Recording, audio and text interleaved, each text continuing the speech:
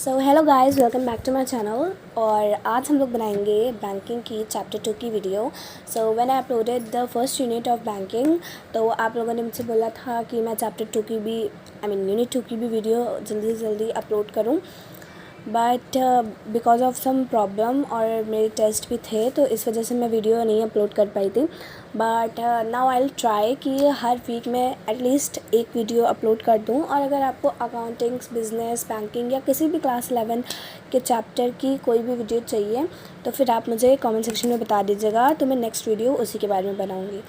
ठीक है, तो अब हम लोग स्टार्ट करते हैं अपना यूनिट 2। तो यूनिट 2 का नाम है बैंकर एंड कस्टमर।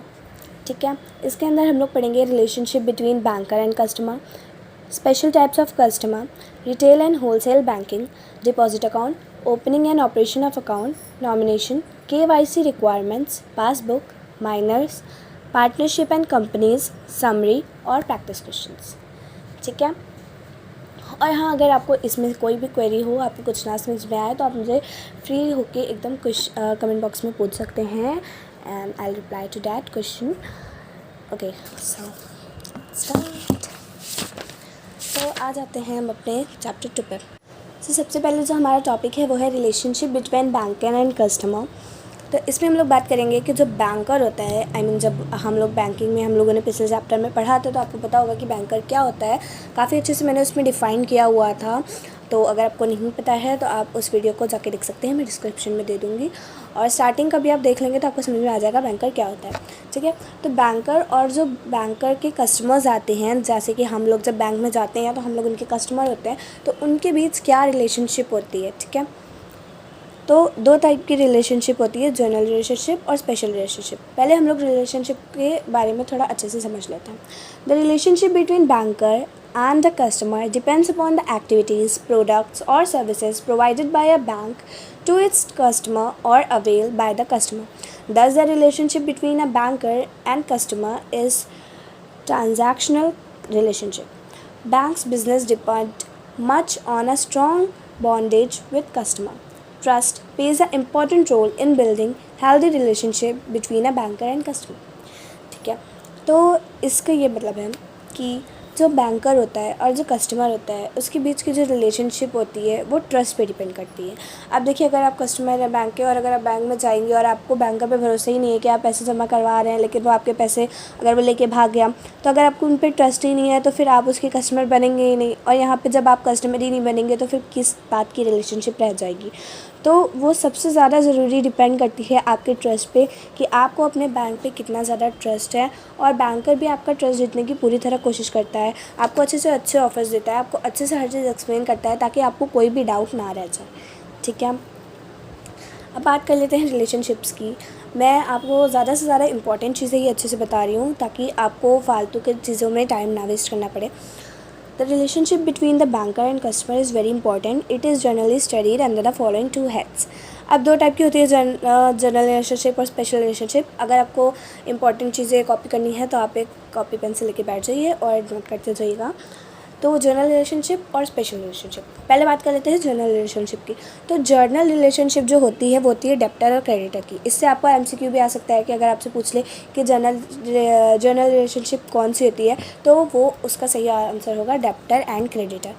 ठीक है, अब डेब्टर और क्रेडिटर क्या है वो मैं आपको बता देती हूँ। तो अच्छा, मैं आपको ये भी बता देती हूँ कि डेब्टर और क्रेडिटर को जर्नल रिलेशनशिप क्यों कहा जा रहा है यहाँ पे। वो इसलिए क्योंकि जर्नली जब नॉर्मल जो लोग होते हैं जो इतना ज़्यादा नहीं जानते हैं बैंक के बारे में, वो एक ही फैसिलिटी के लिए वहाँ जाते हैं जो होती है डेब्टर और क्रेडिटर की। अब डेब्टर और क्रेडिटर क्या है कि जब आप वहाँ पे पैसे जमा करने जाते हैं, जैसे मैंने पिछले चैप्टर में आपको बताया था कि 4 तरह से हम लोग पैसे जमा करते हैं, fix deposit, recurring deposit, current deposit और सेविंग्स डिपॉजिट। तो उसके बारे में आप पिछले चैप्टर में देख लीजिएगा। तो उस तरह से जब हम लोग पैसे जमा करते हैं, क्योंकि नॉर्मली लोगों को पैसे जमा करने का ही काम होता है, तो उसको हम लोग कहते हैं डेब्टर और क्रेडिटर। तो जो पैसे ले रहा है आपसे, यानी कि बैंक जिसको आप पैसे दे रहे हैं, वो बन जाता है आपका डेब्टर, और आप उसे पैसे दे रहे हैं तो आप बन जाते हैं उसके क्रेडिटर। ठीक है, एक कस्टमर अपने बैंक से क्या एक्सपेक्ट करता है, वो उसे यही एक्सपेक्ट करता है कि उसके पैसे ध्यान से सेफ जगह पे रखे जाएंगे और जब भी उसे उस पैसों की ज़रूरत होगी तो वो उसे विड्रॉ कर सकता है, राइट। और एक और चीज़ आप अच्छे से समझ लीजिए कि अगर आपको कंफ्यूज करने के लिए ये भी पूछा जा सकता है कि बैंकर क्या होता है और डेब्टर कौन होता है और क्रेडिटर कौन होता है। तो डेप्टर बैंक होता है और क्रेडिटर आप होते हैं। बट अगर इस लोन की बात है तो बिल्कुल उल्टा हो जाता है, ठीक है। जब आप पैसे जमा करने जा रहे हैं, देखिए एक बात आप हमेशा याद रखिएगा कि जो पैसे देता है किसी को, ठीक है, तो वो बनता है क्रेडिटर, और जो पैसे लेता है वो बनता है डेप्टर, ठीक है। तो जब आप पैसे जमा करने जाते हैं अपने अकाउंट में, बैंक अकाउंट में, तब आप उसको पैसे दे रहे हैं बैंक को, इसलिए आप क्रेडिटर है, और बैंक आपसे पैसे ले रहा है जमा करने के लिए, इसलिए वो डेप्टर है। बट अगर आप लोन लेने जा रहे हैं तब तो आप उनसे पैसे ले रहे हैं ना, तो इस केस में आप डेप्टर हो जाएंगे, और बैंक आपको लोन के तौर पे पैसे दे रहा है तो बैंक क्रेडिटर हो जाएगा, ठीक है। ये चीज़ बिल्कुल याद रखिएगा, इसमें आप बिल्कुल कन्फ्यूज़ मत होइएगा, ठीक है। Now let's talk about special relationship. अब स्पेशल रिलेशनशिप क्या है? अब वो सिर्फ एक चीज़ नहीं है, जैसे कि डेप्टर और क्रेडिटर बस एक ही जनरल रिलेशनशिप थी, लेकिन स्पेशल रिलेशनशिप में कई टाइप्स आ जाते हैं, जैसे कि principal and agent, pledger and pledgee, lessor and lessee, bailor and bailment relationship, और you can call it bailor और bailee relationship, hypothetical and hypothetical relationship, trustee and beneficiary, adviser and client, ठीक है। इसके अलावा एक और टाइप होता है रिलेशनशिप का which is not very important, but फिर भी मैं आपके लिए एक्सप्लेन कर दूँगी। अगर आपको उसकी ज़रूरत नहीं है तो आप उतना पार्ट स्किप कर लीजिएगा, बट स्टिल आप अगर चाहें तो उसे पढ़ सकते हैं, क्योंकि मे बी वो आपके में आ जाए एग्ज़ाम में, ठीक है। तो स्पेशल रिलेशनशिप का पहला जो पॉइंट है वो है प्रिंसिपल एंड एजेंट, ठीक है। अब बात कर लेते हैं कौन होता है प्रिंसिपल और कौन होता है एजेंट, ठीक है। ये मैं आपको शॉर्ट में और बहुत अच्छे से समझा देती हूँ, ठीक है। अब मैं आपको बता दूँ, आपने पीछे चैप्टर पढ़ा है तो आपको ये याद होगा कि हम लोग जब पैसे जमा करते हैं, I mean bank as a agent भी आपको फैसिलिटीज़ प्रोवाइड करता है। तो जब उसका केस होता है, यानी कि जब आपको बैंक से कुछ फैसिलिटीज़ चाहिए जो आपको यूजुअली नहीं चाहिए होगी, जो यूजुअली बैंक बिजनेसमैन को वगैरह को चाहिए होती है, क्योंकि वो बहुत बिजी रहते हैं। तो सपोज़ आपको कहीं का चेक किसी को देना था, ठीक है, आप बहुत बड़े बिजनेसमैन हैं और आपको किसी को चेक देना था, बट आप बहुत बिजी हैं, आप नहीं दे सकते, और या फिर आपको किसी लोन की इंस्टॉलमेंट्स पे करनी थी, किसी इंश्योरेंस का प्रीमियम पे करना था, but you are very busy, तो आप बैंक से कह सकते हैं कि जो मेरा अकाउंट है आपके बैंक में, आप उसमें से इतने पैसे उनको दे दीजिएगा, ठीक है। आप उन्हें रिटर्न इंस्ट्रक्शंस लिख के देते हैं कि आपको इनको इतने पैसे देने हैं, क्योंकि अगर आप रिटर्न इंस्ट्रक्शन लिख के नहीं देंगे और बैंक ने पैसे दे दिए और फिर आपने बैंक को जाके बोल दिया कि आपने मेरे बैंक में से पैसे क्यों काटे, हमने तो ऐसा कुछ बोला ही नहीं था, तो बैंक के पास भी एक प्रूफ होना चाहिए ना।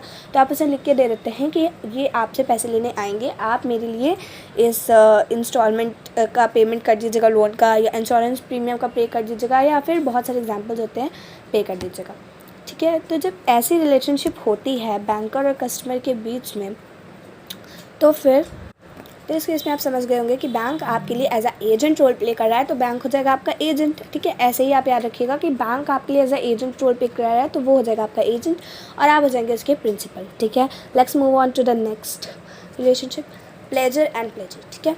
ये भी स्पेशल रिलेशनशिप के अंदर ही आता है। तो प्लेजर और प्लेजी कौन होता है, ठीक है। When the customer pledges promise containing asset or securities with the bank in order to get a loan, customer becomes the pledger and the bank become the pledgee. Under this agreement, the asset or security will be remain with the bank until the customer repays the loan. अच्छा, आपको ये पता होगा कि जब आप किसी से लोन लेने जाते हैं तो आप उसको अपने कुछ गहने या पैसे या कुछ जमा करवा देते हैं। पैसे तो ऑफकोर्स नहीं करवाएंगे, अगर आपके पास पैसे होते तो आप लोन लेंगे ही क्यों, बट आपके पास कोई वैल्यूएबल चीज़ है जिसका अमाउंट बहुत ज़्यादा है, सपोज़ घर है या ज्वेलरी है, तो अगर आप उसको बेचना नहीं चाहते हैं बट स्टिल आप चाहते हैं कि वो उसको रख के आपको पैसे दे दें, तो उस केस में आप बैंक को अपना एसेट दे रहे हैं, अपनी चीज़ दे रहे हैं जो आपके लिए बहुत ही वैल्यूएबल है, और प्रॉमिस कर रहे हैं कि आप उनसे जो बैंक लोन ले रहे हैं वो रिटर्न कर देंगे, ठीक है।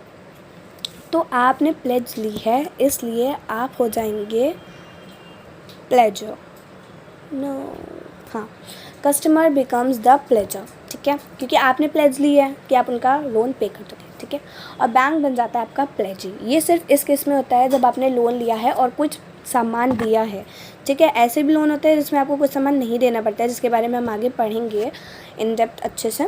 तो जब आप उनको कुछ असेट अपना नहीं दे रहे हैं तब ये रिलेशनशिप नहीं होगी, जब आपने कुछ असेट दिया है तभी होगा, तो प्लीज़ इसमें कंफ्यूज मत होइएगा, ठीक है। कस्टमर है प्लेजर और बैंक है प्लेजी, ठीक है। अब आ जाते हैं लेसर और लेसी, ये भी स्पेशल रिलेशनशिप में है। When the bank hires a safe deposit locker to the customer, banker becomes the lessee and customer become the lessee. It is as simple, ये बहुत ज़्यादा सिंपल है, ठीक है। इसमें बस इतना सा है कि जब आप बैंक से कोई लॉकर लेते हैं बहुत सारे लोग होते हैं जिनको चोरी वोरी का डर रहता है अपने पास, क्योंकि उनके पास बहुत ही वैल्यूएबल ज्वेलरीज या पेपर्स या कुछ होते हैं और उन्हें डर रहता है कि ये उनसे खो जाएंगे या कोई चोरी कर लेगा, तो वो बैंक में एक लॉकर डिपॉजिट ले लेता हूँ, जिसके लिए उन्हें पेमेंट करनी पड़ती है, जो मैं आपको आगे बताऊँगी। उस केस में बैंकर जो होता है वो आपका लेसर बनता है और कस्टमर बन जाता है लेसी, ठीक है। जब आप बैंक से लॉकर लेने गए तो बैंकर आपका जो है वो बन जाएगा लेसर, आप बन जाएंगे लेसी। ओके। अब नेक्स्ट रिलेशनशिप है बेलर एंड बेली रिलेशनशिप, ठीक है। बेलर एंड बेलमैन भी बोलते हैं, but usually it's bailor and bailee, ठीक है। ये भी स्पेशल रिलेशनशिप है, एक बार मैं रीड कर देती हूँ आपके लिए। Bailment is a contract for delivering goods by one party to another to be held in trust of a specific period and return to him when the purpose is over. Bailor is the party that delivers the good to another. Bailey is the party to whom the goods are delivered. So when a customer gives a seals box to the bank for safekeeping, the customer becomes the Bailey and the bank becomes the bailor. Sorry. Customer become the bailor and bank become the bailor. A bank may accept the valuables of his customer as a jewelry, documents, securities, etc. for safe custody. The bank or bailey charges a small amount as service charges for customer to customer. Okay, who is bailor? ठीक है, customer baler है और bank बेली है, ठीक है। अब मैं आपको एक्सप्लेन कर देती हूँ अच्छे से। तो इसमें अभी आपने आगे नहीं पढ़ा है, इसलिए आप इतना समझ लीजिए कि जब आप अपनी कोई चीज़, जैसे कि इसमें लिखा भी हुआ है ज्वेलरी, डॉक्यूमेंट, सिक्योरिटीज़, उनको सेफ कस्टडी के लिए एज इन केस बैंक के लॉकर के लिए भी हम लोग ये करते हैं, बट उसमें सिर्फ लॉक का टर्म यूज़ हुआ है, ठीक है। इसमें जब आपने ज्वेलरी दी है या फिर कुछ सामान दिया है सेफ़ कीपिंग के लिए, लॉकर नहीं लिया है, ठीक है। इतना याद रखिएगा कि लॉकर इसमें आप नहीं ले रहे हैं, उसमें आपके पास अपना लॉकर होता है, आपने जब चाहे खोल के देख लिया, बट इसमें आप बैंक को दे देते हैं और जब तक कोई स्पेसिफिक एग्रीमेंट के अंदर होता है ये काम, ठीक है। जैसे आपने कुछ कहा है कि इतने टाइम पीरियड के बाद मैं अपना सामान वापस ले जाऊंगा या इतने टाइम के बाद मुझे ये वापस लेना है, तो ऐसा एग्रीमेंट हो जाता है और उस केस में जो बैंक होता है वो बन जाता है आपका बेली, कस्टमर हो जाता है बेलर, ठीक है। Now let's move on to the next special relationship which is hypothetical and hypothetical, ठीक है। अब इसकी बात कर लेते हैं। When a customer hypothecates certain movable property और asset with a bank in order to get a loan, the customer become the hypothetical and the bank become the hypothecatee, ठीक है। It is similar to pledger and pledgee, ठीक है। जैसे हम लोगों ने pleasure और प्लेजी के लिए उसमें केस में पढ़ा था कि जब आप अपना कुछ सामान लोन लेने के लिए देते हैं तो आप बन जाते हैं प्लेजर और बैंक बन जाता है आपका प्लेजी। तो वैसे हाइपोथेटिकल और hypothecatee it is not very important point, but फिर भी मैं आपको बता दे रही हूँ कि जब आप कोई मूवेबल प्रॉपर्टी, ठीक है। अब इसमें आपको डिफरेंस क्या है, अगर आपसे पूछा जाए हाइपोथेटिकल और हाइपोथेटिकी डिफरेंट कैसे है प्लेजर और प्लेजी में से, तो एक डिफरेंस जो आपको मेजर है, जो मैं आपको बता देती हूँ कि इसमें क्लियरली लिखा है कि जो हाइपोथेटिकल होता है वो उसी केस में होता है जब आपकी प्रॉपर्टी मूवेबल हो, जिसको आप मूव कर सकते हो। जैसे ज्वेलरी है उसको आप लेके इधर से उधर जा सकते हो, लेकिन जो घर है उसको लेके आप इधर से उधर नहीं जा सकते, ठीक है। प्लेजर और प्लेजी में क्या था कि बस वो चीज़ वैल्यूएबल होनी चाहिए लोन लेने के लिए। घर भी हो सकता है, कार भी हो सकती है, कुछ भी हो सकता है। तो अगर आपने घर सपोज़ गिरवी रखा है, आपने वर्ड कई बार सुना होगा गिरवी रखा है, और तब आपने लोन लिया है कि अगर मैं लोन नहीं पे कर पाया तो आपका घर, तो ये घर बैंक का हो जाएगा, उस केस में भी आप प्लेजर और प्लेजी हुए, क्योंकि उसमें तो ऐसा कोई टर्म नहीं था कि चीज़ मूवेबल होनी चाहिए। लेकिन हाइपोथेटिकल और हाइपोथेटिकी में तो ये चीज़ थी कि चीज़ मूवेबल होनी चाहिए। तो इस केस में अगर आपने बैंक को कोई प्रॉपर्टी दी है तो वो मूवेबल होनी चाहिए, some kind of jewellery, document, ठीक है। अगर आप घर वर है वो तो मूवेबल नहीं है, ठीक है, तो वो आप कैसे दे सकते हो। इस केस में आप बन जाते हो, बैंक बन जाता है हाइपोथेटिकल, नहीं सॉरी, कस्टमर बन जाता है हाइपोथेटिकल और बैंक बन जाता है हाइपोथेटिकल, ठीक है। Customer becomes the hypothetical and the bank become the hypothecatee, okay, alright. Okay, let's move on to the next special relationship which is trustee and beneficiary, ठीक है। ठीक है। अब ट्रस्टी और बेनिफिशियरी की क्या रिलेशनशिप है? A trustee holds property for a beneficiary. A profit earn from this property belongs to the beneficiary. If the customer deposits security or variable with the bank for safe custody, banker become the trustee of his customer. The customer remains the beneficiary. Ownership remains with the customer. ठीक है। अब देखिए, अब मान लीजिए I'll give you an example कि आपने कहीं का इंश्योरेंस लिया था, ठीक है, और आपको कुछ हुआ, आई मीन आपको इंश्योरेंस चाहिए वो, पर आपने जो इंश्योरेंस के पेपर हैं वो बैंक के पास डिपॉजिट किए हुए थे, ठीक है। तो इसका ये थोड़ी मतलब है कि जो आपको अब इंटरेस्ट मिलने वाला है उस पे इंश्योरेंस पे वो बैंक का हो जाएगा, क्योंकि पेपर्स तो भैया बैंक के पास नहीं, ऐसा कुछ नहीं होता। इसमें बस इतना होता है कि आपने जो अपनी चीज़ बैंक के पास रखवाई है, अगर उस पर आपको कुछ प्रॉफिट या इंटरेस्ट या कुछ मिल रहा है, कुछ गेन है आपका उसमें, तो वो बैंक का नहीं होगा, वो आपका ही होगा। तो इस केस में बैंक ने आपका सामान रखा, फिर भी उसे नहीं मिला कुछ, तो वो हो जाएगा आपका ट्रस्टी, ठीक है। और बेनिफिट किसको हुआ? आपको हुआ। सामान उनके पास था, फिर भी बेनिफिट आपको हुआ, क्योंकि आप उसके ओनर थे, तो आप बन जाओगे बेनिफिशियरी, ठीक है। एक और स्पेशल रिलेशनशिप है इसमें, एडवाइज़र एंड क्लाइंट, ठीक है। अब ये बहुत ही बेसिक रिलेशनशिप है, इसके बारे में मैंने आपको पहले बताया भी था फर्स्ट चैप्टर में, and let me explain you once again, ठीक है। एडवाइज़र और client, it's a very simple relationship, yet important है ये, इसे अच्छे से समझ लीजिएगा, ठीक है। मैंने customer invest in securities, bank act as a adviser. The adviser can be given officially और unofficially. While giving the advice the banker takes maximum care and caution. Here banker is the adviser and customer is the client. So अगर आपको, जैसे मान लीजिए आप गए हैं किसी इंश्योरेंस को ख़रीदने, ठीक है, किसी इंश्योरेंस कंपनी में, और आपको रिस्क लग रहा है कि क्या मुझे इसमें इन्वेस्ट करना चाहिए, नहीं करना चाहिए, और आपको किसी की एडवाइस चाहिए जो आपको सही राय दे सके, ठीक है। इस केस में आप बैंकर के पास जाते हैं और बैंकर से एडवाइस लेते हैं कि मैं इसमें इन्वेस्ट करने की सोच रहा हूँ या सोच रही हूँ, और आप मुझे बताइए क्या ये ठीक है या नहीं, क्योंकि बैंकर को बैंक के बारे में, हर चीज़ के बारे में बहुत अच्छी नॉलेज होती है। तो जो बैंकर होता है वो कस्टमर को किसी भी टॉपिक पे एडवाइस देता है, वो कोशिश करता है कि हर चीज़ का वो अच्छे से ध्यान रखे और उसको सही से सही सलाह दे, ठीक है। और इस केस में आप समझ गए होंगे, बैंक एडवाइस दे रहा है तो बैंक बनेगा एडवाइज़र और कस्टमर बनेगा उसका क्लाइंट, क्योंकि कस्टमर उनसे राय लेने गया है, ठीक है। अब ये वाली रिलेशनशिप भी मैं आपको बता देती हूँ। मेजर तो ये दोनों इंपॉर्टेंट होती हैं, जनरल रिलेशनशिप और स्पेशल रिलेशनशिप, और ये दोनों मैंने आपको अच्छे से एक्सप्लेन कर दी है। बट एक और रिलेशनशिप होती है, वो आई डोंट थिंक आएगी, बट स्टिल मैं आपको एक्सप्लेन कर देती हूँ। मिसलेनियस रिलेशनशिप, ठीक है, एज अ कस्टोडियन और एज अ गारंटर, ठीक है, as a guarantor and as a custodian. तो चलिए पहले कस्टोडियन की बात कर लेते हैं। A custodian is a person who act as a care taker of something. Bank take legal responsibility for a customer securities while opening a demat account.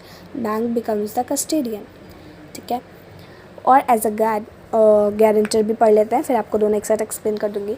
Bank give guarantee on behalf of their customer. Guarantee is conjugate contracts as per section 31। आप सारे sections बहुत अच्छे से कर लीजिएगा, क्योंकि कई बार वो आ जाते हैं। तो वैसे तो जो बहुत ज़्यादा ज़रूरी सेक्शन होगा वो मैं आपको बता भी दूंगी, बट स्टिल आप सेक्शंस जितने भी लिखे हों उसे बहुत अच्छे से याद कीजिएगा, क्योंकि वो कई बार आ जाते हैं पेपर में, ठीक है। As a section 31 of Indian Contract Act, guarantee is a contingent contract to discharge the liability of the principal debtor if the latter fails to do so, ठीक है। तो इस केस में क्या होता है, ठीक है, ये केस बिल्कुल अलग होता है, और मैं आपको एक्सप्लेन कर देती हूँ, ठीक है। अगर आपने, suppose you are a businessman, ठीक है, और आपने किसी कंपनी से बहुत महंगा सामान ख़रीदा, ठीक है, सपोज़ 1 लाख का आपने सामान ख़रीदा, ठीक है, और आपने बोला कि 1 लाख मेरे पास कैश में तो नहीं है, मैं आपको 1 महीने बाद पेमेंट कर देता हूँ, ठीक है। और अब जो सामान जिससे आप ले रहे हैं, और सामान देने वाला क्या बनेगा? आपका क्रेडिटर, क्योंकि जो आपको कुछ देता है वो बन जाता है क्रेडिटर, ठीक है। चलिए, पर इसकी इसमें कोई ज़रूरत नहीं है, मैंने फालतू में बोल दिया, ओके। इस पे ज़्यादा ध्यान नहीं दीजिएगा, ठीक है। तो आपने उसको पैसे देने के लिए बाद में कहा है, ठीक है, पर उसको आप पे ट्रस्ट नहीं है, वो सोच रहा है कि आप उसके पैसे नहीं देंगे और उसके साथ फ्रॉड करेंगे। तो इसमें क्या होता है कि जिस आपने उनसे कहा है कि आप 1 लाख देंगे, तो आप बैंक जो होता है आपका बैंक जिसमें आपका अकाउंट है, वो गारंटी देता है कि नहीं भैया ये मेरे कस्टमर हैं, मुझे इन पर ट्रस्ट है और ये आपके पैसे टाइम पे वापस कर देंगे। ठीक है, और वो क्यों गारंटी देता है? क्योंकि उसके पास होता है कस्टमर का अकाउंट। वो सोचता है कि अगर ये पेमेंट नहीं कर पाया तो मैं इसके बैंक अकाउंट में से उतने पैसे उनको दे दूँगा, बस बात नहीं ख़त्म हो जाएगी। तो इसलिए वो अपने क्लाइंट की गारंटी ले लेता है कि ये आपको पैसे दे देंगे और अगर नहीं देंगे तो मैं अपने पास से दे दूँगा। ठीक है, इस केस में जो बैंक होता है वो बन जाता है कस्टोडियन और जो गारंटर बन जाता है द पर्सन जिसको पेमेंट करनी थी। ठीक है, अब बात कर लेते हैं termination of relationship between a banker and customer. इसको बहुत ध्यान से सुनिएगा, इस पे क्वेश्चन भी कई बार आ जाता है। इसका सिंपली क्या मतलब होता है कि ये जो जितनी भी रिलेशनशिप्स थी वो थी जब बैंक से आप कस्टमर बनते हो। अगर आप बैंक के कस्टमर ही नहीं हो तो आपके बीच में और बैंक के बीच में कोई रिलेशनशिप नहीं हुई, राइट। तो जब अगर आपके और बैंक के बीच में कोई रिलेशनशिप है तो वो ख़त्म कब होगी? अब कई बार ऐसा होता है कि लाइफ टाइम रहती है आपकी रिलेशनशिप, बट वो कभी तो ख़त्म होगी ना, क्योंकि जब तक आप उसका बैंक अकाउंट यूज़ करोगे, उसकी सर्विसेज यूज़ करोगे, तब तक ही आप उसके कस्टमर रहोगे। और जब आप उसकी सर्विसेज नहीं यूज़ करोगे तब आप उसके कस्टमर क्यों रहोगे? तो आपके बीच में और उसके बीच में कोई रिलेशनशिप क्यों रहेगी? तो ये क्वेश्चन कई बार आ जाता है कि ये आपकी जो रिलेशनशिप है बैंकर के साथ वो कब ख़त्म हो जाती है। तो किस केसेस में ख़त्म होती है? 5 केसेस हैं, अच्छे से समझिएगा और हो सके तो कहीं नोट कर लीजिएगा। द फर्स्ट पॉइंट, ठीक है, the death, insolvency, lunacy of a customer. अगर जो कस्टमर है वो मर गया या पागल हो गया तो फिर वो कैसे कर पाएगा बैंक के साथ कंटिन्यू? नहीं कर पाएगा ना। अगर वो पागल हो गया है तो ऑफकोर्स वो अपने डिसीजन नहीं ले पाएगा, या अगर उसकी डेथ हो गई है तो अपने आप ही वो अपना अकाउंट बंद कर देगा और नहीं यूज़ हो पाएगा। तो इस केस में कस्टमर और बैंकर के बीच की जो रिलेशनशिप होती है वो ख़त्म हो जाती है। ठीक है, सेकेंड पॉइंट पे आते हैं, the customer closing the account I voluntary termination. ठीक है, अब ये केस ये है कि अगर बैंक अकाउंट था आपका किसी का उसमें बैंक में, तब तो आप उसके रिलेशनशिप में थे। बट अगर आपने अपना अकाउंट बंद कर दिया, सपोज़ आपको उसकी सर्विसेज पसंद नहीं आ रही, आप सोचो आप कहीं और बैंक अकाउंट खोलोगे और आपने बैंक अकाउंट अपना बंद करवा दिया, तो अब तो आप उसके कस्टमर नहीं रह गए क्योंकि आपने अपना बैंक अकाउंट ही बंद करवा दिया है। तो इस केस में भी आपकी रिलेशनशिप ख़त्म हो जाती है बैंकर के साथ। ठीक है, थर्ड पॉइंट है लिक्विडेशन ऑफ द कंपनी। अब अगर जो बैंक थी या कंपनी थी वो ही डूब गई, सपोज़ उसका बहुत ज़्यादा लॉस हो गया और उसको कंपनी बंद करनी पड़ रही है, तो अब वो कैसे आपकी रिलेशनशिप में रहेगी? जब कंपनी बंद हो चुकी है तो आपका उससे कोई लेन देन ही नहीं रह जाएगा। ठीक है, तो इस केस में भी रिलेशनशिप ख़त्म हो जाती है। Fourth point, the closing of account by the bank after giving due notice. अगर बैंक को ऐसा लगता है कि आप अपने अकाउंट का कुछ मिसयूज़ कर रहे हैं और वो आपको नोटिस दे देता है कि आपका बैंक का मिसयूज़ हो रहा है और आपके बैंक अकाउंट को हम सील कर रहे हैं, तो इस केस में भी फिर आप उसके कस्टमर नहीं रह जाओगे और आपकी रिलेशनशिप ख़त्म हो जाएगी। Now let's come to the last point, the completion of the contract on the specific transaction. अब सिर्फ बैंक अकाउंट की तो बात होती नहीं है, कई चीज़ें होती हैं। सपोज़ आपने लोन लेने गए थे और आपने लोन लिया था और आपने अब लोन रीपे भी कर दिया है, तो अब आपको कोई लेन देन ही नहीं रह गया। इसमें क्या होता है कि आपने कोई कॉन्ट्रैक्ट किया था बैंक के साथ जो एक स्पेसिफिक टाइम पीरियड के लिए था, तो जब वो टाइम पीरियड ओवर हो जाएगा तो आपका कोई लेन देन नहीं रह जाएगा बैंक के साथ। आपने लोन लिया और अब आपने वो वापस भी कर दिया, तो अब आपको क्या ज़रूरत है बैंक की और बैंक को क्या ज़रूरत है आपकी? तो इसलिए इस केस में भी रिलेशनशिप हो जाती है ख़त्म। ठीक है, अब आ जाते हैं नेक्स्ट टॉपिक पे। नेक्स्ट टॉपिक पे हमारा स्पेशल टाइप्स ऑफ कस्टमर। अब बैंक के कुछ स्पेशल कस्टमर्स भी होते हैं, उनके बारे में हम लोग अच्छे से समझ लेते हैं। ठीक है, तो जो पहला टाइप होता है स्पेशल कस्टमर का वो होता है माइनर। अब माइनर आप लोगों को पता होगा, नहीं पता है तो मैं बता देती हूँ। माइनर वो इंसान होता है जो 18 साल से कम होता है, जैसे आप लोग भी होंगे इस टाइम कि जो 18 साल से कम होते हैं बच्चे, बच्चे कह सकते हैं आप उन्हें, वो लोग बैंक सर्विसेज यूज़ करते हैं। ठीक है, बट बैंक उनसे उनको लोन नहीं दे सकती, और अगर वो लोन नहीं ले पाए तो फिर उनका उनके पास तो कुछ ऐसी प्रॉपर्टी भी नहीं होती है। ज़्यादातर लोगों के पास 18 से कम की एज में खुद का घर वगैरह वगैरह, तो फिर वो क्या करे? तो जो माइनर होता है वो बैंक का स्पेशल कस्टमर होता है, वो उससे नॉर्मल कस्टमर्स की तरह डील नहीं करती है, वो उससे अलग तरह से डील करती है। आप किस तरह से डील करती है मैं आपको ये बता देती हूँ पढ़ के पूरा। The person under the age of 18 is a minor. If a court appoints a guardian and the minor is below 18 years, the minority is extended up to 21 years. ठीक है, अब मान लीजिए आपका एक अकाउंट खुला, ठीक है, बट आपके गार्जियन भी उसमें पार्टिसिपेट कर रहे हैं, आपका हर काम वही करवाते हैं, वही आपके साथ जाते हैं, या फिर जॉइंट अकाउंट है, तो आपकी माइनॉरिटी 21 तक मानी जाती है। आई मीन ऐसे तो माना जाता है कि 18 के अंदर वाले माइनर है, बट अगर आपके साथ कोई बड़ा भी जाता है तो आप 21 के अंडर हैं, फिर भी आप माइनर ही कहलाते हैं। ठीक है, और अगर आपका खुद का अकाउंट है, खुद ही आप सारे ट्रांजैक्शंस करते हैं, तो आप 18 के बाद मेजर में आ जाएंगे, माइनर से निकल जाएंगे, माइनर की कैटेगरी से हट जाएंगे। ठीक है, as per section 11 of the contract act a minor is not competent to contract, but section 26 of negotiable instrument act allows a minor to draw, endorse, deliver and negotiate a negotiable instrument, so a banker can open an account in a minor's name. देखिए, section 11 of contract act क्या कहता है कि minor छोटा है, वो एक account या फिर बैंक की सर्विसेज यूज़ नहीं कर सकता, बट सेक्शन 21 आया है, जो section 21 of negotiable instrument act allow करता है एक माइनर को मनी विड्रॉ करने से, इंडोर्स करने से, डिलीवर करने से या नेगोशिएबल इंस्ट्रूमेंट यूज़ करने से। नेगोशिएबल इंस्ट्रूमेंट अगर आपको नहीं पता तो मैं आपको आगे अच्छे से समझा दूँगी। ठीक है, so a banker can open account as a minor's name. तो इस एक्ट के तहत जो माइनर है उसके नाम से भी अकाउंट खोला जा सकता है। Bank will be safe if the account run with credit balance. अब देखिए, बैंक पे आपको कुछ तो अमाउंट होना चाहिए। ठीक है, the minor can be a partner but he can not held liable for liabilities of the partnership firm. ठीक है, अब अगर आपने बिज़नेस में पार्टनर्स चैप्टर पढ़ा है, नहीं पढ़ा है तो मैं बना दूँगी उसके ऊपर वीडियो, अगर आपको चाहिए तो बता दीजिएगा। तो जब पार्टनरशिप होती है तो उसमें भी पार्टनर्स होते हैं, आपको पता होगा। जैसे एक दुकान थी, ठीक है, सपोज़ 4 लोगों ने मिलकर खोली, तो वो चारों उसके मालिक हैं, और किसी की डेथ हो गई बाय चांस, और तो उनका जो बच्चा होगा वो उसका ओनर हो जाएगा। बट जो बच्चा है, अगर मान लीजिए वो पार्टनरशिप का जो बिज़नेस उन्होंने शुरू किया था वो डूब गया और उन्हें किसी का लोन चुकाना है, तो वो बच्चा कहाँ से लोन चुकाएगा। तो इसमें ये होता है कि जो बच्चा होता है, जो 18 के अंडर होता है, जो माइनर होता है, उसको लाइबिलिटीज़ यानी कोई भी उधार वधार की जिम्मेदारी उसकी नहीं होती है, बाकी लोगों की ही होती है। ठीक है, यानी वो प्रॉफिट ले सकता है लेकिन उसे देना कुछ नहीं पड़ता है क्योंकि वो छोटा है।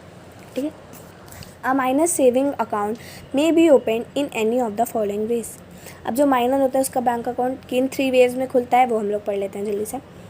In the name of minor himself, the account will be operated by the minor alone. In his personal presence in the bank, he can withdraw the money from his account. अगर माइनर के नाम से account खोला गया है, suppose कोई बच्चा था, उसका नाम था सपोज़ क्या नाम लेते हैं, हरीश नाम था, ठीक है, उसके नाम से अकाउंट खोला गया। ठीक है, तो अब वो खुद ही बैंक के सामने जाके विड्रॉ करेगा, बैंक के सामने खुद ही जाके हर चीज़ करेगा, ताकि बैंक अगर वो कोई गलती करे तो उसको सही बता दे। ठीक है, second case, in the joint name of minor and her guardians, the account will be open jointly by major and her guide. अब जैसे मैंने आपको बताया कि उसका और उसके पेरेंट्स का जॉइंट अकाउंट भी खुल सकता है कि उस अकाउंट के पार्टनर दोनों होंगे, उसके पेरेंट्स भी और वो भी, पेरेंट्स या गाइडनर जो भी उसको रखता है, जो भी उसका ख्याल रखता है, उसके साथ कोई बड़ा। ठीक है, थर्ड होता है in the name of guardian. अब इस किस्म क्या होता है कि ना तो बच्चे के नाम से अकाउंट खुलता है, ना तो जॉइंट अकाउंट खुलता है। इसमें नाम उसके बड़े के नाम से खुलता है बट यूज़ उसका बच्चा ही करता है, यानी बड़े लोग उस अकाउंट में पैसे डालते हैं अपने बच्चे के लिए कि वो बच्चा उसका नॉमिनी रहेगा और उससे पैसे निकाल सकता है अगर उनको कुछ हो गया तो। ठीक है, ये 3 केसेस थे। आप पढ़ लेते हैं सेकेंड स्पेशल कस्टमर। ठीक है, पहला तो स्पेशल कस्टमर था माइनर, सेकेंड स्पेशल कस्टमर है ल्यूनेटिक। ल्यूनेटिक क्या होता है मैं आपको बेसिकली एक्सप्लेन कर देती हूँ। Lunatic is which have some kind of mental issues. Okay, if someone has some kind of mental issues, किसी को मेंटल प्रॉब्लम्स हैं, तो ऑफकोर्स बैंक उसका अकाउंट नहीं ओपन करेगा क्योंकि उसे नहीं पता वो क्या कर रहा है, और अगर उसने कुछ गलती की तो फिर बैंक को भी उसके प्रॉब्लम हो सकती है, ठीक है। तो अगर उसके बारे में अच्छे से पढ़ लेते हैं कि क्या लिखा। Under Indian contract act, a contract with a lunatic is void. The reason behind the lunatic being an unsound mind is not competent to comprehend the meaning of the contract. If the banker, without knowing that person is lunatic, open accounts and enter into a contract acting in a good faith, he is protected. But when he gets a notice of lunacy of a person, he should not enter into any contract. अब जो under Indian contract act lunatic के साथ कोई भी contract करना या account खोलना void है, मना है, ठीक है। बट स्टिल अगर ऐसा कोई आदमी अपना अकाउंट खोल लेता है या फिर ऐसा कुछ कर लेता है और बैंक को नहीं पता था कि वो ल्यूनेटिक है, तब तो उसने कर लिया भैया। लेकिन जब उसको जैसे ही as soon as possible bank को पता चलेगा कि वो ल्यूनेटिक है, तब उसके कोई भी कॉन्ट्रैक्ट्स नहीं रह जाएंगे बैंक के साथ, ठीक है। थर्ड कैटेगरी है हमारी drunkard. Under section 12 of Indian act 1872, a man who is drunk cannot understand a contract for form of rational judgment. He cannot enter into contract while such drunkenness lasts. When a customer who is drunk present a check across a counter, the payment must be witnessed, ठीक है। अब सोचिए अगर किसी ने कोई ड्रंक्ड है, ठीक है, और वो नशे की हालत में है, तो वो बैंक के साथ कोई कॉन्टैक्ट नहीं कर सकता। और वो नशे में और वो कोई कॉन्ट्रैक्ट कर रहा है, उसे खुद नहीं पता कि वो क्या कर रहा है, और फिर बाद में हो सकता है कि उसे प्रॉब्लम हो। इसलिए उस टाइम पे जब तक वो ड्रंक है, जब तक उसका नशा नहीं उतर जाता, तब तक वो किसी भी कॉन्ट्रैक्ट में नहीं आ सकता। और अगर वो ड्रंक की हालत में पैसे एक कोई चेक लेके आता है बैंक में और कहता है कि इसे विड्रॉ कर दीजिए, तो उस केस में जो बैंक होती है वो उसे विड्रॉ तो करके दे देती है, जो पैसे दे देती है उसे चेक निकाल के। बट उस टाइम किसी को विटनेस होना चाहिए, किसी ने देखा होना चाहिए, ताकि अगर वो कल को आके कहे कि हमने चेक दिया था और हमें पैसे नहीं दिए गए थे, तो जो विटनेस हो वो बताए कि हाँ नहीं हमने देखा था, इनको पैसे दिए गए थे, ठीक है। अब आ जाता है फोर्थ स्पेशल। फोर्थ है married women. A married women कैसे, लेट मी टेल यू, ठीक है। A married women can into a contract and bind her personal asset. Bank should observe extra precautions regarding sanction of overdraft loan to a married woman, because it will have no remedy against her if she does not have any personal assets. Her husband will not be liable for any debts of his wife except in the following cases: where the loan is taken with the consent of, where she act as an agent of her husband, where the loan has been taken for the purchase of necessity which the husband failed to provide. अब देखिए married women special person कैसे हुई। अब ये सोचिए कि कोई married women थी, ठीक है। अब घर वो जहाँ रहती थी वो उसके पति का घर था, उसके जितना सामान था सब उसके पति का था, उसकी जितनी ज्वेलरी थी सब उसके पति की थी, उसकी गाड़ी वाड़ी सब उसके पति की थी। तो अगर उसने लोन ले लिया तो वो रीपे कैसे करेगी? उसके पास खुद के तो कोई एसेट्स ही नहीं है, जो है उसके पति का है। तो और पति क्यों देगा? क्योंकि पति एक अलग इंसान है। जब उसने कोई कॉन्ट्रैक्ट ही नहीं किया है, उसने कोई लोन ही नहीं लिया है, तो वो नहीं पे करेगा। तो अब वो वुमेन कहाँ से पैसे लाएगी इस लोन को रीपे करने की? इसलिए मैरिड वुमेन बन जाती है स्पेशल पर्सन। दो केसेस में ही ऐसा किया जा सकता है कि वो लोन ले, या तो उसके हस्बैंड ने उसे भेजा हो लोन लेने के लिए उसके बिहाफ पे, कि मान लीजिए सपोज़ उसकी तबीयत ख़राब है और उसने कहा है कि तुम जाके बैंक से लोन ले लो, तब ऐसे केस में उसको लोन दिया जा सकता है। या तो अगर उसका हस्बैंड उसे कोई चीज़ नहीं दिला पा रहा है, कोई नेसेसिटीज़ हैं उसकी, सपोज़ उसको घर की बहुत ज़रूरत है और उनका कोई घर नहीं है और ख़ुद का और उसे लेना है, तो आई मीन जो फैसिलिटीज़ नेसेसरी हैं और उसका हस्बैंड उसे नहीं प्रोवाइड करा पा रहा है, उस केस में वो लोन ले सकते हैं, ठीक है। Illiterate person. अब इलिटरेट पर्सन भी स्पेशल पर्सन है, ये आप जानते हैं। अगर कोई इलिटरेट है, उसे नहीं पता वो किस कॉन्ट्रैक्ट पे साइन कर रहा है, उसका क्या नतीजा हो सकता है, बट स्टिल वो कर रहा है, तो वो स्पेशल पर्सन बन जाता है। उसके क्या अंदर इसमें लिखा है मैं सब आपको एक्सप्लेन कर देती हूँ। An illiterate person means a person who can't sign his name while opening an account of such a person is unavoidable. The bank should obtain left thumb impression on the account opening form and specimen signature card in the presence of an authorized bank official. अब अगर कोई illiterate person आता है, कहता है मैं bank खोलना है, उसे साइन करना नहीं आता है, तो क्या होगा? तो आपको पता ही होगा कि उसके लेफ़्ट थंब, कौन सा थंब? लेफ़्ट थंब का एक्सप्रेशन लिया जाता है एज उसके सिग्नेचर की तरह, ठीक है। Second point, detail of identification mark should be noted of the account opening of specimen signature card. आप उसकी आधार कार्ड और उसके जो भी आइडेंटिफिकेशंस हैं वो दिखाने पड़ते हैं, ठीक है। At least 2 copies of photograph duly attested by any account holder authorised by the bank. 2 photocopies चाहिए होती है, ठीक। 2 कॉपीज़ चाहिए होती है उसकी फ़ोटोग्राफ की, ठीक है। Except his physical present any withdrawals from the account of an illiterate person not be allowed. अगर कोई पर्सन इलिटरेट है तो अगर उसके बिहाफ पे कोई पैसे निकालने आता है कि हमें इनके लिए पैसे निकालने हैं, तो उसे नहीं निकालने दिया जाएगा जब तक वो भी बैंक में प्रेजेंट ना हो। सपोज़ कोई इलिटरेट है और कोई उसका फ़ायदा उठा के उससे कहे चुपचाप बैंक चला जाए और उसके कहीं थंब के एक्सप्रेशन ले आए और पैसे निकालने के लिए बोले, तो ऐसा नहीं किया जा सकता जब तक वो खुद बैंक में प्रेजेंट ना हो। वो उसे खुद बैंक जाना होता है और बैंकर उससे पूछता है कि क्या आप पैसे निकाल रहे हैं। जब वो कहता है हाँ, तभी वो दूसरे पर्सन को उसके बिहाफ पे पैसे निकाल के देते हैं, ठीक है। अब बात कर लेते हैं पार्टनरशिप फिल्म की, ठीक है। तो जो पार्टनरशिप फिल्म होती है वो भी एक स्पेशल केस होता है, क्योंकि पार्टनरशिप में एक इंसान तो होता नहीं है, होता है मोर देन 2 पीपल, और उसे जॉइंट अकाउंट नहीं कह सकते बिकॉज पार्टनरशिप फिल्म एक अलग तरह का अकाउंट होता है उनके लिए। तो जो पार्टनरशिप होती है उसमें 2 से ज़्यादा लोग होते हैं, more than 2 peoples are involved in a partnership. और अगर किसी पार्टनरशिप फिल्म को, कोई पार्टनरशिप कंपनी है जिसके 3-4 मालिक हैं और उससे कोई बैंक अकाउंट खुलवाना है ताकि बिज़नेस के जितने भी ट्रांजैक्शंस हो वो उस बैंक अकाउंट से कर सकें, तो उस बैंक अकाउंट के खुलने के लिए जितने भी लोग उस पार्टनरशिप में हैं, सपोज़ 4 ओनर्स हैं उस पार्टनरशिप फिल्म के, तो चारों का साइन ज़रूरी है और उसके यूज़ के लिए इंस्ट्रक्शंस लिख के बैंक को दिए जाते हैं कि इस हिसाब से बैंक पे उस बैंक का उस अकाउंट का यूज़ हो, ताकि कोई एक पार्टनर बाकी सारों के पैसे ना निकाल पाए। अगर कुछ भी यूज़ होगा तो चारों के साइन चाहिए होंगे, okay. In case of internal dispute among partners, if any of them notice of stoppage of operation, then the account would only be operative by all jointly. Death of a partner dissolve the partnership in order to determine the liability increased, okay.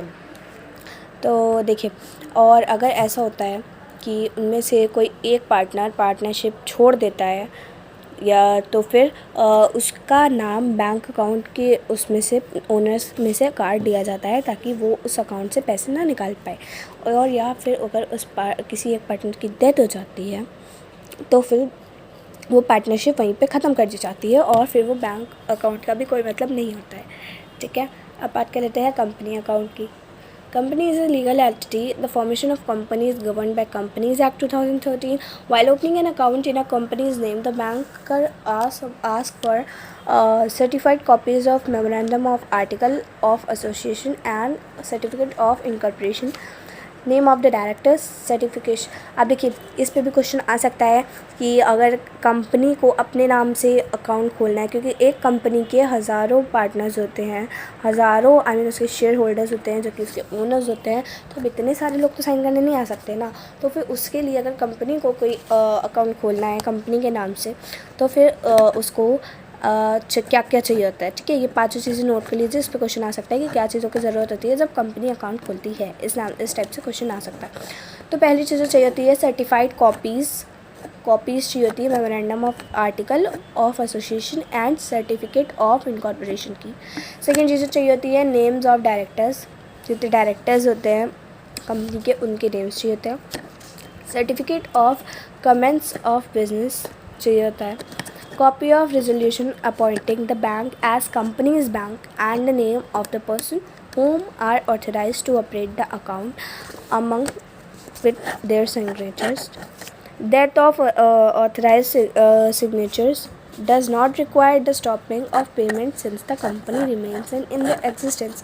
अगर एक इंसान मर भी जाता है, एक share holder का मर भी जाता है, तो भी उसके और भी हज़ारों शेयर होल्डर्स बचे होंगे, इस वजह से कंपनी बंद नहीं होती। जैसे कि पार्टनरशिप में अगर 4 हैं और एक की डेथ हो गई तो फिर वो पार्टनरशिप वहीं पे ख़त्म कर दी जाती है। बट और फिर उन तीनों को एक अलग पार्टनरशिप बनानी होती है, एक अलग अग्रीमेंट बनाना होता है। लेकिन कंपनी में हज़ारों लोग हैं, तो एक की डेथ के लिए ये सब करना नहीं हो सकता, तो फिर उस पर इतना ध्यान नहीं दिया जाता। ठीक है।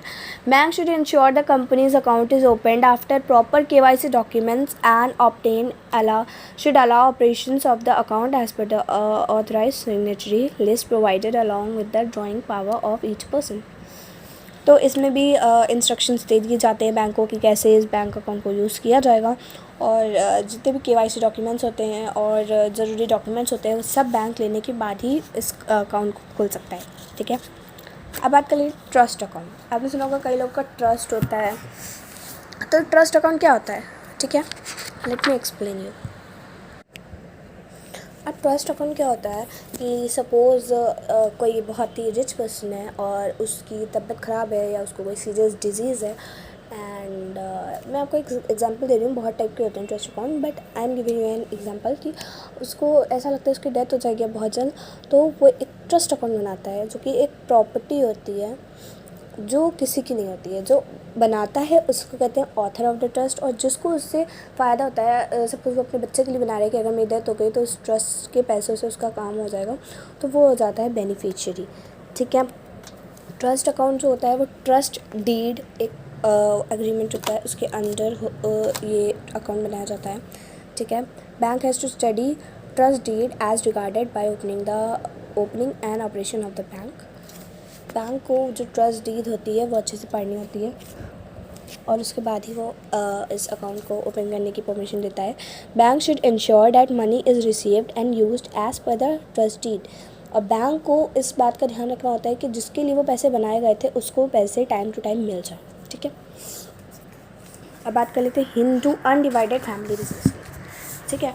अब समझ लीजिए किसी हिंदू फैमिली बिज़नेस है, हिंदू फैमिली है, उसका कोई बिज़नेस है। ठीक है। सपोज़ वो लोग ज्वेलरी का बिज़नेस करता है। ठीक है। और वो अनडिवाइडेड है, आई मीन उसका एक ओनर है जो सबसे बड़े हैं घर के, सपोज़ ग्रैंडफादर हैं, वो हैं ओनर, और उनके सब बच्चे उसी बिज़नेस पर काम करते हैं। ठीक है। तो ओनर एक ही है, काम बाकी बच्चे करते हैं और उनकी डेथ के बाद मिलेगा भी उन्हीं को, बट स्टिल ओनर उन्हीं को माना जाता है। ठीक है। और जो ओनर होता है उस यानी कि जो सबसे बड़ा होता है, मेल जो होता है और जो सबसे एज्ड होता है, उसको कहते हैं कर्ता। ठीक है। अब इसके बारे में मैं आपको समझा देती हूँ पहले अच्छे से। Where a Hindu dies leaving a business is paused into hands of his legal heirs, it becomes HUF property. The members of the family are called co-parents to avoid and eldest member becomes the manager or the कर्ता of the HUF। अब मान लीजिए जो कर्ता था, जो grandfather थे, उनकी डेथ हो गई, तो उसके बाद जो उनका बड़ा बेटा होगा यानी जो सबसे बड़ा होगा वो उस बिज़नेस का मालिक बन जाएगा और कर्ता बन जाएगा, और बाकी जो लोग होते हैं वो बन जाते हैं को-पार्टनर्स। ठीक है। को-पार्टनर्स। और उसके बाद लिखा है the karta has the implied authority to avail loan and execute necessary documents. जो कर्ता होता है वही लोन लेता है, वही सारे नेसेसरी डॉक्यूमेंट्स लेता है, क्योंकि वो ओनर होता है। It binds all the members, the other members of the family are also required to sign the document। और बाकी लोगों के भी साइन चाहिए होते हैं, क्योंकि वो हिंदू फैमिली बिजनेस है। अगर उसकी डेथ हुई तो जो बाकी के लोग होंगे उन्हीं में से एक कर्ता बनेगा। ठीक है। If there is no male member the daughter can also become a karta. और अगर सारे मेल मेम्बर्स की डेथ हो जाती है, मेल मेम्बर्स ना हो, या फिर जो ग्रैंडफादर थे उनका कोई बेटा ना हो, सिर्फ बेटी हो, तो जो बड़ी बेटी होती है या जो बेटी होती है एक ही, वो बन जाती है कर्ता। ठीक है। अब बात कर लेते हैं जॉइंट अकाउंट होल्डर्स की। ठीक है। अब जॉइंट अकाउंट होल्डर्स क्या होता है? आपने जॉइंट अकाउंट का नाम पहले भी सुना होगा कि एक अकाउंट के एक से ज़्यादा मालिक होते हैं। ठीक है। तो joint account means account of 2 or more person who are not partners। A bank should keep in view the following provisions while opening and operating joint account। तो जॉइंट अकाउंट के 2 या 2 से ज़्यादा मेंबर्स हो सकते हैं, और बैंक को किन चीज़ों का ध्यान रखना पड़ता है जब वो जॉइंट अकाउंट खोलते हैं? इन 5 चीज़ों का। ठीक है। नोट कर लीजिए और अच्छे से समझिएगा। The bank should be opened only on receiving an application signed by the person interested in opening the account. जिनके नाम पे खोला जा रहा है, जैसे जॉइंट अकाउंट 3 लोगों के हैं तो तीनों का साइन चाहिए होगा, तीनों की रजामंदी चाहिए होगी उस अकाउंट को खोलने के लिए। ऐसे नहीं कि एक ने खोल दिया तीनों के नाम से। The mandate signed by all parties containing clear instruction as how account is to be operated should be obtained. और जब बैंक अकाउंट बनाया जाएगा सबके साइन चाहिए होंगे और सबके इंस्ट्रक्शंस लिए जाएंगे कि कौन ज़्यादा, किसके पैसे ज़्यादा होंगे, कौन कितने पैसे निकाल सकता है, हर चीज़ की बात लिख के दी जाएगी। ठीक है। Specimen signature card should be signed by all share holder. एक स्पेसिमेन सिग्नेचर कार्ड होता है जिसको हर शेयर होल्डर्स बोल रही हूँ मैं, अकाउंट होल्डर यानी जितने भी उस अकाउंट के ओनर है जॉइंट अकाउंट के, उन सबको साइन करना होगा। ठीक है। इन एब्सेंस ऑफ आइदर और survivor instruction, the balance will be payable to all the joint account holders including legal representative heirs of the decrees, but in case of either or survival instruction, the balance will be payable to the survivor. Okay. अगर एक की death हो जाती है तो जो दूसरे members होंगे वो अकाउंट उनका हो जाएगा। ठीक है। It is wise to stop the operation of a joint account after the death of any one of the joint account holders and a new account to be opened in the name of the surviving holders. जैसे कि मैंने आपको बताया कि अगर एक की death हो जाती है तो बाकियों का अकाउंट हो जाता है, तो पहले उस अकाउंट को बंद कर दिया जाएगा, उसकी मनी दूसरे अकाउंट में ट्रांसफ़र कर दी जाएगी और जो बाकी के लोग होंगे वो ही उसके ओनर होंगे। ठीक है। एग्जीक्यूटर्स एंड एडमिनिस्ट्रेटर्स, ये भी स्पेशल केस है।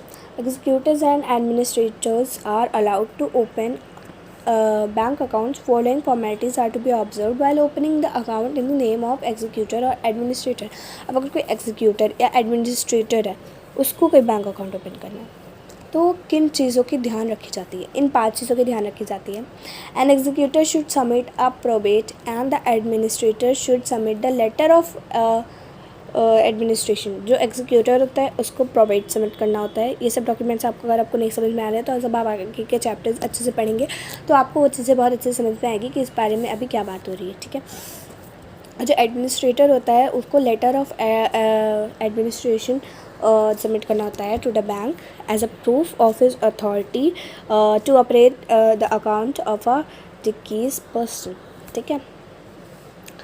The banker should thoroughly examine the probate letter of examination to acquaint himself by power and function of executors. Third point, the account may be opened in the name of executor or administrator in the following style.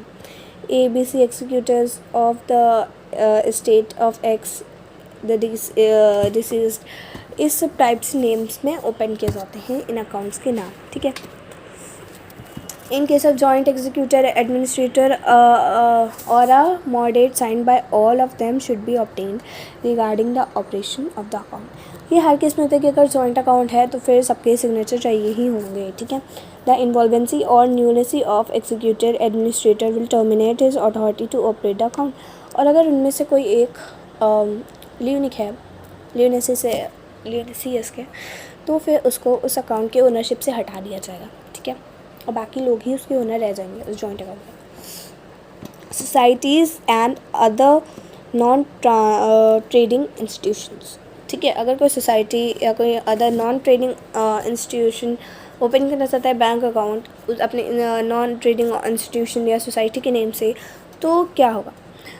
In case में क्या होता है, the society में सम a club, school, hospital और any other institution. कोई school हो सकता है जिसे अपनी फ़ीस जमा करते रहता हो, या कोई हॉस्पिटल हो सकता है, या कोई क्लब हो सकता है, या कोई इंस्टीट्यूशन हो सकता है। It may be registered as a corporate body following procedures to be followed by a banker. Banker को कौन से प्रोसीजर पे ध्यान देना पड़ता है? 3 प्रोसीजर्स होते हैं। Copy of memorandum, article of association of the society must be obtain to acquire its broad objectives, rules and bylaws. ठीक है। Copy of memorandum, article of association और objectives, rules and bylaws उन्हें देने होते हैं। ठीक है। The banker should call a duly certified copy of a resolution passed by the managing committee of the society authorizing the bank to open the society's account.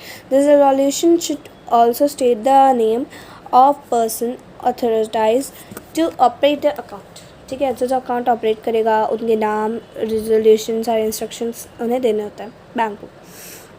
If the person authorized to open the account of the society has his personal account in the banker should exercise precautions that the society's money does not find its way into the person's account of a officer bearer। ठीक है। अब उसको ये भी ध्यान देना पड़ता है कि कोई उसका मिसयूज़ ना करे, कोई निकाले ना, क्या हो, हर चीज़ इंस्ट्रक्शन के अकॉर्डिंग होनी चाहिए। ठीक है। कस्टमर्स अटर्नीज़ के बारे में हम लोग पढ़ते हैं। ये हमारा लास्ट केस है स्पेशल पर्सन्स में, और बहुत ज़्यादा केसेस थे स्पेशल पर्सन्स में, बट सारे पढ़ लिए हम लोगों ने। लास्ट में हम लोग आ गए हैं, जल्दी से इसको ख़त्म करते हैं, फिर हम लोग नेक्स्ट टॉपिक पर मूव करते हैं। इतने सारे थे स्पेशल पर्सन्स में, चलिए लास्ट पढ़ता है। A person may, by a written and stamped document, appointed a person as his attorney to deal on a behalf with third parties.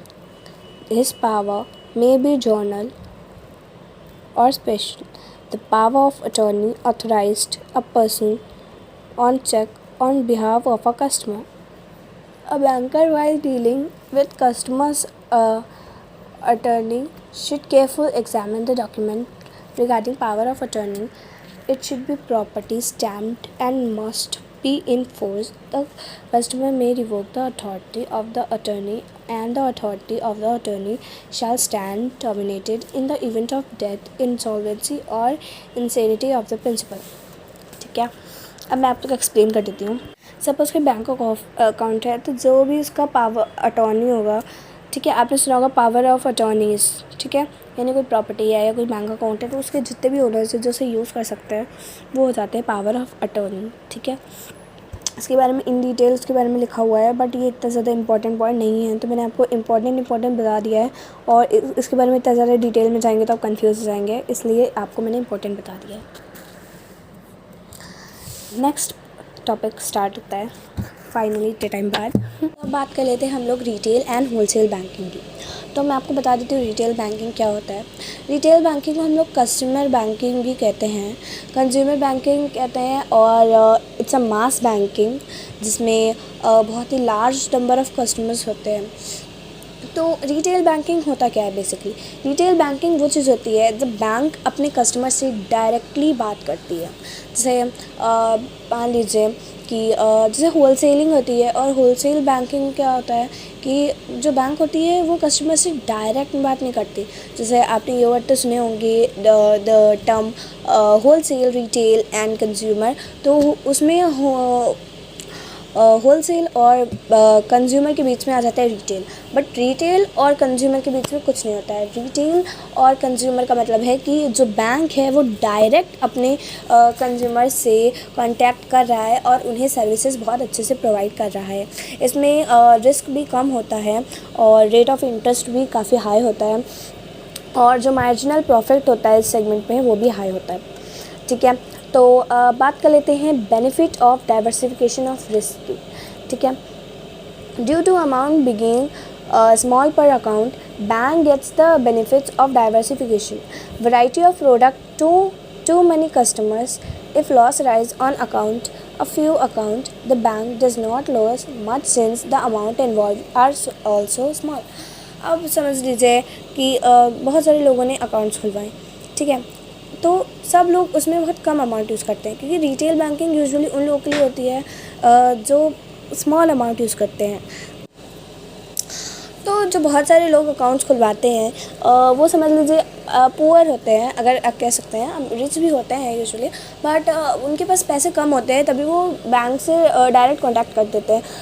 For example हम लोग ले लेते हैं इलिटरेट पर्सन्स की, तो वो बीच में इतनी सारी जो फॉर्मेलिटीज़ होती हैं वो करेंगे तो उन्हें प्रॉब्लम होगी, इसलिए बैंक उनसे डायरेक्ट कॉन्टैक्ट करता है थ्रू रिटेल बैंकिंग, और उसमें वो उनके अकाउंट खुलवाता है। तो ऑफकोर्स ये बात है, जब वो इलिटरेट है और हो सकता है उनके पास ज़्यादा पैसा ना हो, कुछ लोगों के पास होता भी होगा ज़्यादा, बट यूजुअली जो होता है अमाउंट लेस होता है उनके अकाउंट्स में। तो अगर एक दो अकाउंट बंद हो भी जाते हैं तो भी बैंक को कोई फ़र्क नहीं पड़ता है, क्योंकि उसमें बहुत ज़्यादा अमाउंट नहीं था और बैंक का बहुत ज़्यादा नुकसान नहीं होता है। ठीक है। तो यही बात होती है benefit of diversification of risk की, कि जो रिस्क होता है वो बहुत ज़्यादा बढ़ जाता है, क्योंकि बहुत सारे अकाउंट्स हैं और उसमें से दो अकाउंट बंद भी हो जाए तो उसमें प्रॉफिट बहुत कम मिल रहा था, तो इतना ज़्यादा नुकसान नहीं होता। ठीक है। Standardized product, Due to simple nature of the product in this segment, they are standardized and easily adapted for computerizations, easy for operations for the customer as well as bank staff. और इसमें हर चीज़ बहुत ही ज़्यादा simple होती है, बहुत ही ज़्यादा normal होती है, बहुत ज़्यादा कॉम्प्लिकेटेड नहीं होती। इस वजह से कंप्यूटर में हमें अडेप्ट करने में बैंक को भी इजी होता है और कस्टमर्स को भी ये चीज़ बहुत इजी लगती है। ठीक है, अब बात कर लेते हैं थर्ड पॉइंट की, which is retail banking services को अच्छे से इसमें डिफाइन किया हुआ है। Retail banking provides product to customer which represent liabilities of the bank. Bank liability products are useful to customers since they provide a safe place to keep their funds. Opportunity to earn interest on idle cash is also available. इसमें लिखा है कि लोग usually retail banking लेते हैं और पैसे अपने डिपॉजिट कर देते हैं savings account, current account, fix deposit, recurring deposit और बाकी टाइप्स के बैंक अकाउंट्स में। उससे क्या होता है कि उनका तो फ़ायदा ही हो रहा है, उन्हें अपने पैसे अपने घर पे रखने भी नहीं पड़ रहे हैं, ना चोरी का डर है, ना खोने का डर है और उन्हें उस पर इंटरेस्ट अलग मिल जाता है पैसे जमा करने पे और बैंक का भी फ़ायदा होता है। जैसे कि मैंने आपको पिछले चैप्टर में बताया था कि बैंक को लिए हुए पैसों का क्या यूज़ करता है, तो उसे भी फ़ायदा हो जाता है। ठीक है, अब इसमें बताया गया है कि डिपॉजिट अकाउंट्स बताए गए हैं, पिछले चैप्टर में बताया था, मैं फिर से आपको बता देती हूँ। ये deposit accounts, saving bank account, current account, fix deposit account, recurring deposit account etcetera, foreign currency account और FCNR are NRE accounts for Indian citizens settled abroad. Non-residential external NRE account for Indian citizens settled abroad. ठीक है, वैसे इसमें main जो है वो savings bank account, current account, fixed account और recurring account ही हैं। ज़्यादातर यही हर चीज़ में पूछा जाता है। पिछले चैप्टर में मैंने बहुत अच्छे से एक्सप्लेन किया था, तो आप उसमें समझ सकते हैं।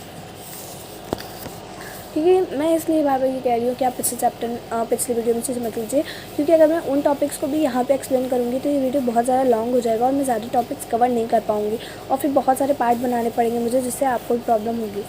इस वजह से मैं कह रही हूँ कि अगर आप पिछले वाले चैप्टर में वो टॉपिक्स को पढ़ लेंगे तो ये वीडियो इतनी ज़्यादा लॉन्ग नहीं होगी।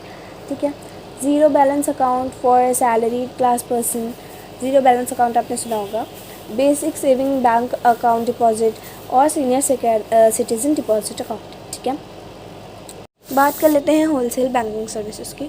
Wholesale banking services are offered to government agencies, pension funds and other institutional customers to the corporation with strong balance sheet and sound income settlements.